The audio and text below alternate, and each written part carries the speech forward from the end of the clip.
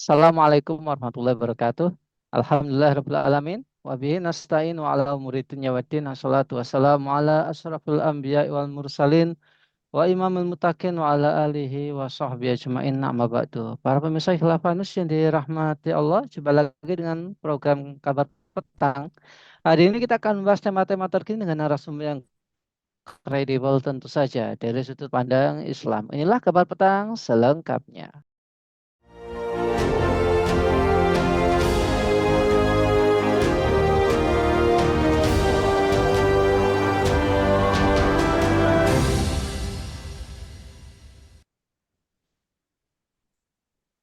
Pemirsa, Koordinator Nasional Perhimpunan Pendidikan dan Guru atau P2G, Satriwan Salim, menyebut bahwa kasus bullying atau perundungan di Binus International School, Serpong, sudah terstruktur dan menjadi tradisi.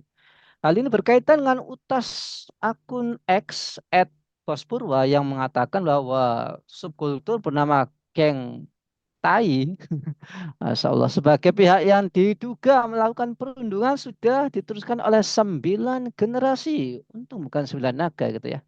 Biasanya ini pola terstruktur. Kalau sudah berlangsung 9 generasi atau turun-menurun, sudah jadi tradisi, dinormalisasi, hingga jadi habituasi atau pembiasaan.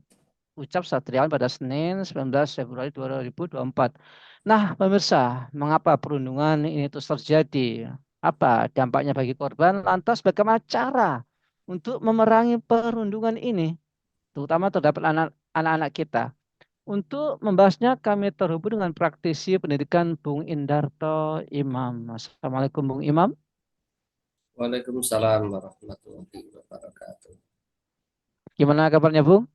Alhamdulillah, baik, sehat, walafiat. Alhamdulillah. Bung Imam, ini kasus bullying tidak henti-hentinya ya terjadi begitu ya. Nah, kali ini terjadi di sebuah sekolah internasional. Masya Allah ya. Ya ini di Binus School Serpong. Bahkan korban ini sampai harus dilarikan ke rumah sakit. Bung Imam, mengapa bullying ini terus terjadi? Lantas apakah bullying tetap terjadi bahkan di sekolah-sekolah swasta yang notabene punya tingkat pengawasan yang ketat? Ya, gimana menurut Bung Imam? Ya, baik, terima kasih. Bismillahirrahmanirrahim. Ya, kenapa bullying ini terjadi dan apakah juga terjadi di sekolah swasta? Bahwa yang perlu kita pahami adalah bahwa bullying itu bisa terjadi di mana saja.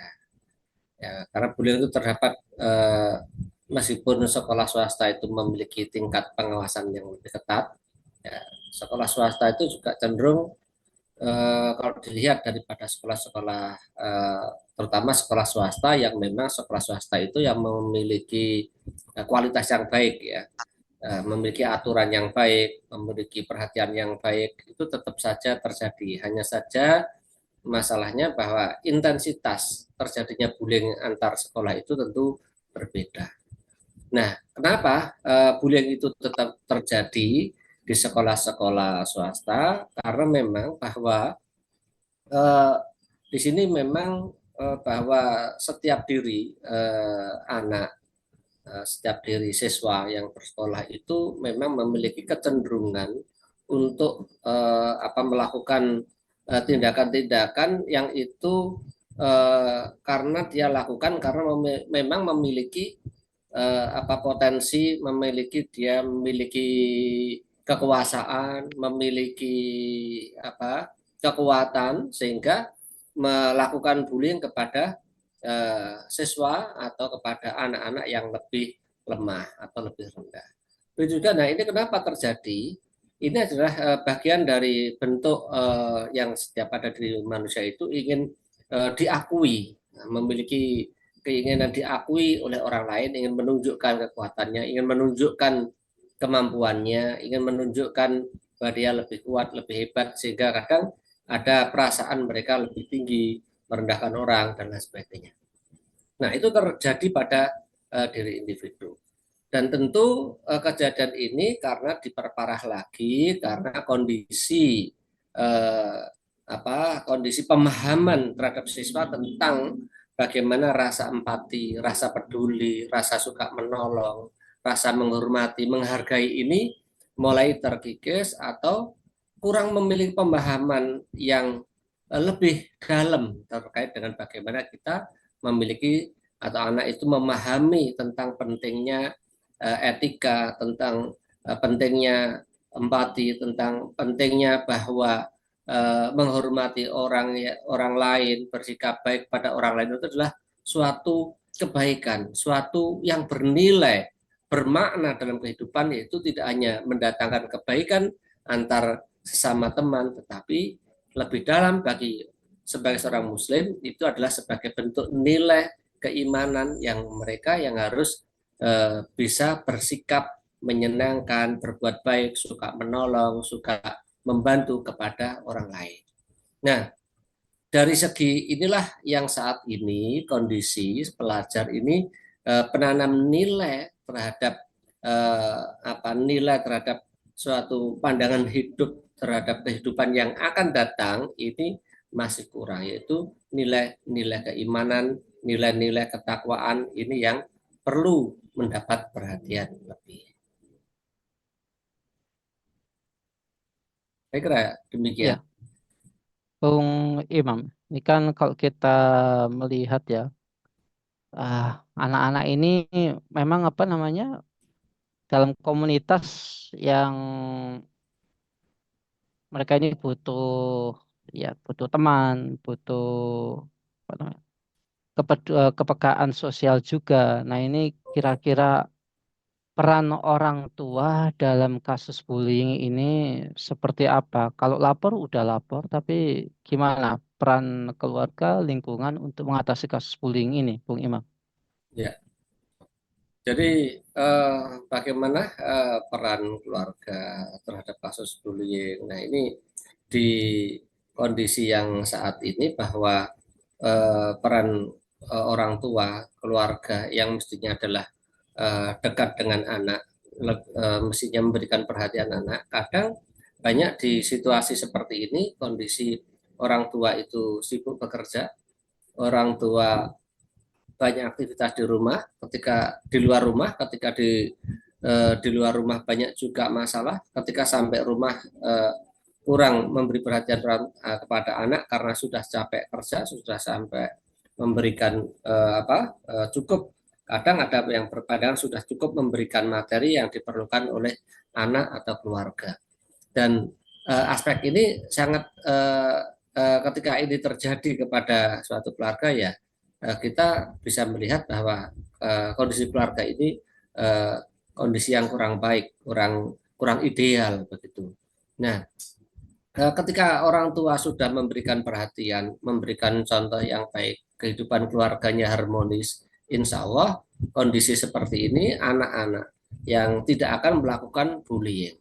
Nah, bagaimana dalam kondisi seperti ini ada yang menjadi korban bully, menjadi korban bully yang sebenarnya dia baik tetapi menjadi korban bully. Nah, disinilah perlu ditanamkan kepada siswa, kepada anak, peran orang tua itu memiliki memberikan penjelasan, menanamkan bahwa manusia satu dengan manusia yang lain berteman itu perlu, berteman itu harus menghargai. Ketika menghadapi situasi tidak semua teman itu sesuai dengan keinginan kita, yang kita harapkan mereka bisa menghargai kita tidak semua, maka di sini penting perannya bahwa seseorang itu bahwa anak itu ditanamkan sikap menghadapi berbagai risiko yang kemungkinan itu terjadi di luar dirinya. Yaitu risiko apa? Risiko ketika menghadapi teman yang tidak baik, risiko menghadapi teman yang berperilaku tindakan kekerasan, maka anak anak itu juga perlu diberi bekal-bekal tentang bagaimana ketika menghadapi situasi-situasi yang itu mengarah mungkin kepada tindakan fisik, situasi mengarah kepada ancaman, situasi yang mengarah kepada bullying secara verbal, ada situasi yang mengarah kepada anak itu mendapatkan perlakuan diskriminasi, maka anak ini sebagai orang tua memiliki peran bagaimana mengajak anak untuk berdiskusi, mengarahkan anak agar tahu apa tindakan yang harus dilakukan ketika menghadapi situasi tersebut. Pertama adalah paling tidak anak itu punya keberanian ketika menghadapi teman-temannya yang perilaku yang tidak baik. Artinya bahwa tidak mudah untuk bersikap cengeng, tidak mudah untuk menampakkan dia lemah, tidak mudah menampakkan dia takut, tidak mudah dia menampakkan menderita, jadi begitu. Kemudian yang kedua, tanaman sikap mental yang kuat itu harus ditanam kepada anak. Yang kedua adalah kemampuan anak itu berkomunikasi dengan orang orang yang bisa memberikan perlindungan, misalnya kepada gurunya, bahkan memperhatikan, melaporkan, menyampaikan kepada orang tua, berani terbuka, menyampaikan kondisi yang dihadapi situasi ketika terjadi jadi korban pembulian di sekolah atau di luar sekolah. Nah, yang kedua, bagaimana peran orang tua setelah menanamkan tadi juga peran sekolah, peran guru, atau peran lingkungan, maka peran guru, peran ini harus dekat dengan siswa, dekat dengan anak, bahwa anak itu di dalam kesehariannya perlu mendapatkan pendampingan, perlu mendapat perhatian, perlu mendapat pengawasan, perlu anak-anak di usia SMP, SMA itu diajak untuk ngomong, diajak untuk komunikasi, sehingga anak-anak yang diajak komunikasi dengan guru, orang tua, maka anak-anak itu akan memiliki pemahaman yang lebih, akan memiliki cara pandang yang lebih dewasa dan baik, sehingga tidak terpengaruh oleh hal-hal yang negatif. Kalau ada hal-hal negatif yang mengajak kepada hal yang negatif, maka sudah memiliki filter, mampu memilih mana yang harus diambil tindakan ini,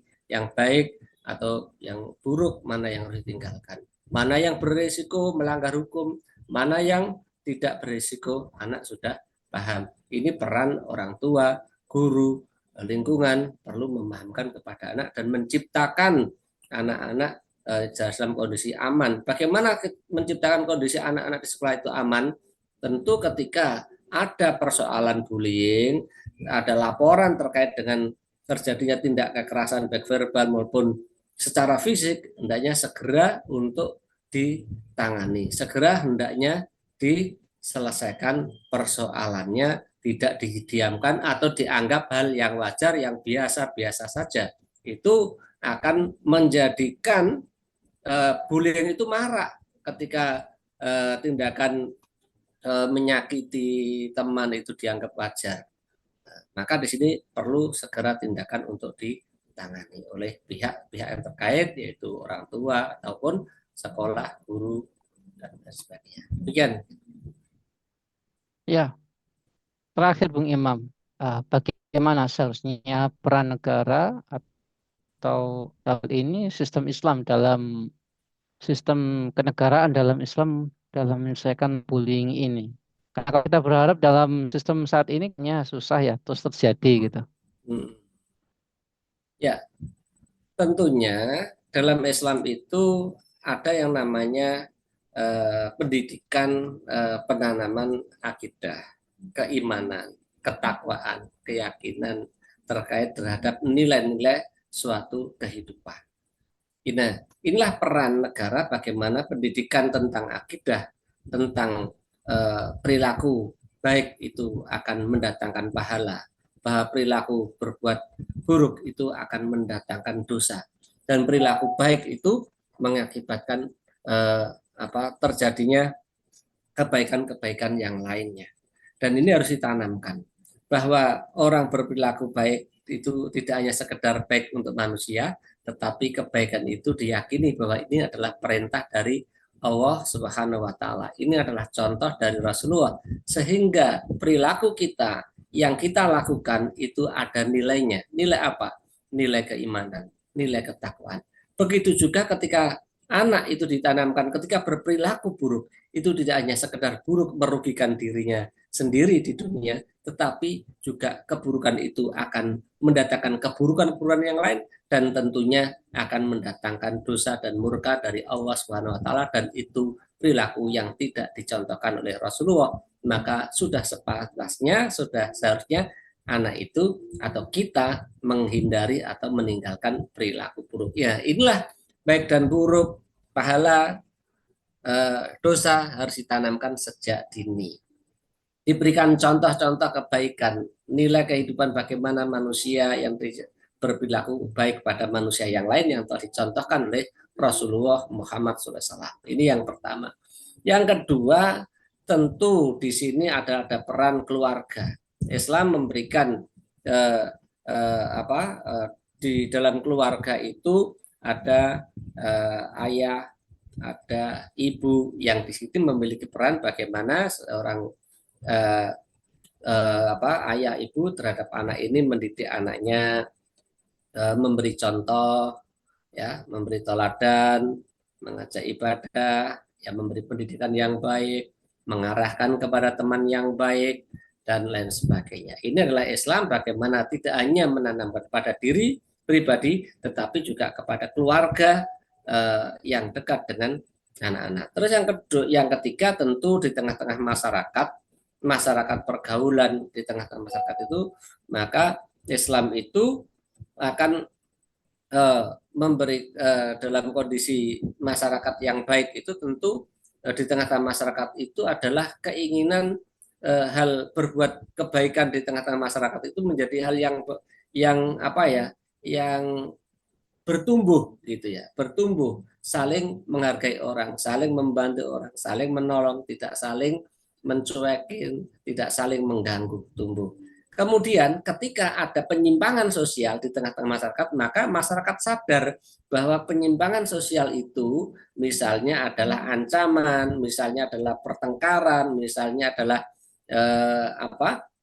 caci makian, maka masyarakat harus segera, ketika itu terjadi harus segera bertindak. Yaitu siapa yang bertindak? Tentu masyarakat yang memiliki yang mengetahui tindakan-tindakan yang tidak baik tadi, untuk menegurnya, untuk menghentikannya. Ada aparat mulai dari RT, RW, mungkin begitu, yang bertindak di tengah-tengah masyarakat, yang menjaga masyarakat ini tidak tumbuh perilaku bullying atau perilaku ancam mengancam, perilaku tindakan kekerasan. Ketika itu ada, maka segera bertindak. Dan juga yang penting juga adalah aparat penegak hukum di dalam Islam itu, ketika terjadi pelanggaran kemaksiatan yang merugikan, maka pelakunya akan ditindak secara tegas sesuai dengan hukum hukum yang diberlakukan di dalam Islam. Ketika tindakannya itu adalah tindakan yang kalau ada orang berperilaku jahat memukul sampai mungkin sampai, ya, yang terjadi yang bulian itu sampai harus dibawa ke rumah sakit, maka di situ ada tindakan-tindakan hukum, namanya hukum-hukum takjir, yang akan dikenakan kepada perilaku eh, perilaku tindakan itu yang ditegakkan oleh seorang qadhi atau seorang hakim. Jadi begitu kira-kira Islam itu eh, menjaga masyarakat atau kondisi perilaku bullying ini agar tidak marak terjadi. Baik, terima kasih Bung Imam atas pemaparannya. Semoga ini menjadi uh, sebuah penegas bahwa kita harus sama-sama melawan bullying karena bertentangan dengan hukum Islam. Baik, semoga Bung Imam sekeluarga senantiasa dalam perlindungan Allah, keluarga beliau dijadikan keluarga yang sakinah, mawaddah, warahmah. Baiklah pemirsa khilafat yang dirahmati oleh Allah, demikianlah bincang-bincang kita dengan Bung Imam. Semoga kita semua banyak mendapatkan manfaat darinya. Jangan lupa untuk subscribe, like, komen, dan share sebanyak-banyaknya. Semoga menjadi amal kebaikan kita di dunia maupun di akhirat nanti. Saya Nana Setiawan undur diri. Sampai jumpa di lain kesempatan dan wassalamualaikum warahmatullahi wabarakatuh.